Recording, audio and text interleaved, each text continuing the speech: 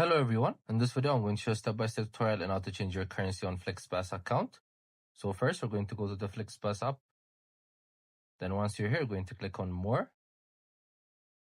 Then again, we're going to click on settings. So as you can see, there is the currency option. You're going to click on it. So as you can see, they have a list of currencies.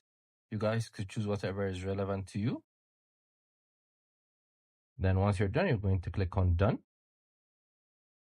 So as you can see, we've changed the currency to USD, and that's how you basically do it. It's an easy process. You guys can find this app in the Play Store or App Store. It's such a helpful app for booking trips. Make sure to also check our other videos as we've been posting daily. I hope you guys like this video. Subscribe for more, like for more, share for more. I hope to see you again. Goodbye.